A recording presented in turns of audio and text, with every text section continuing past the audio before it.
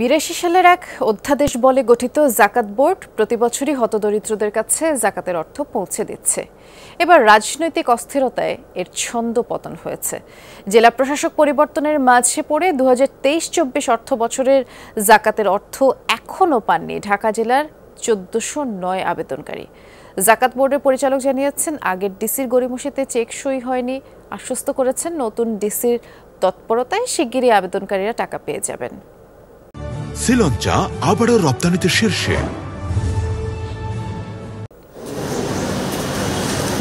ছোট্ট একটি ঘর, মাঝারি আকৃতির একটি খাট রাখা মাত্র সেই ঘরে আর জায়গা নেই বললেই চলে। এখানেই থাকেন দুজন, মেঝেতে আরেকজন, আর পরিবারের বাকি দুই সদস্য রাতে ঘুমান বারান্দায়। এই হতদরিদ্র পরিবারের বিধবা সদস্য মাহি আক্তার এক ছেলের মা। ১২ বছর আগে মারা গেছেন স্বামী। স্ট্রোকে প্যারালাইজড বৃদ্ধ মা, সম্পূর্ণ শয্যাশায়ী। খাটের আরেক পাশে থাকেন বাবা, মেঝেতে থাকেন মাহি, বারান্দায় তার দুই ভাই। এত কিছু করেও নিজ সন্তানের জন্য জায়গা রাখতে পারেনি ঘরে, তাই ছেলেকে পাঠিয়ে দিয়েছেন আরেক আত্মীয়ের বাসায়, সেখানে থেকেই পড়াশোনা। গেল বছর ইসলামিক ফাউন্ডেশনের জাকাত ফান্ডের সহায়তা পেতে আবেদন করেন তিনি, কিন্তু এখনো মেলেনি সে অর্থ। আমি ইসলামিক ফাউন্ডেশনের রোজার মধ্যে কি জাকাতের টাকা দিবে বলে আমি দিয়েছিলাম কাগজ, কিন্তু আমি শুনলাম যে টাকা নাকি পেয়েছে, কিন্তু পাইনি। আমার জাকাতের প্রয়োজন বাবা, আমার স্বামী মারা গেছে আজকে ১২ বছর, একটা ছেলে আছে, মা বাবারও তো হালত ভালো না, এই জন্য জাকাতের শুনা কাগজটা নিয়ে দিয়েছিলাম। চিকিৎসা চলে, ওষুধ আমার রোজ খাওয়ানো লাগে। আমি স্ট্রোকের রুগী, প্যারালাইসের রুগী, আমি অন্ধ, আমার চিকিৎসাটা চালাই পারতাম বাবা, এই কথা। আমার চিকিৎসা চালানোর কেউ নাই।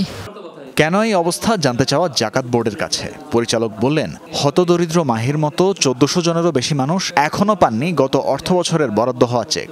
২০২৩-২৪ অর্থ বছরের আমরা এখানে ১৪০৯ জন সাহায্য প্রার্থীর তালিকা এবং আবেদনপত্র সহ পাঠিয়েছিলাম। বিরাজমান যে পরিস্থিতির কারণে জেলা প্রশাসক মহোদয় ওই সময় ওই চেকগুলো স্বাক্ষর করতে পারেন নাই এবং ইতিমধ্যেই তিনি বদলি হয়ে অন্যত্র চলে গিয়েছেন।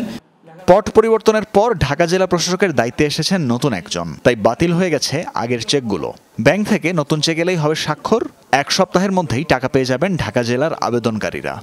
আমরা এখনকার যিনি আমাদের ঢাকা বিভাগ কার্যালয়ের পরিচালক মহোদয় আছেন, তার সাথে আমরা যোগাযোগ করেছি। ওনারা আবার এই ১৪০৯ জনের জন্য সংশ্লিষ্ট ব্যাংকে চেক বই উঠানোর জন্য আবেদন দিয়েছেন। চেক বই পাওয়ার মাত্রই ওনারা এই আবার চেক লিখে ওনারা পরিচালক স্বাক্ষর করে জেলা প্রশাসক মহোদয় স্বাক্ষরের জন্য উপস্থাপন করবেন। এই চেক বই পাওয়ার পরে ১ সপ্তাহের মধ্যেই জেলা প্রশাসক মহোদয়ের স্বাক্ষর নিয়ে বিতরণ সম্ভব হবে বলে আমি বিশ্বাস করি।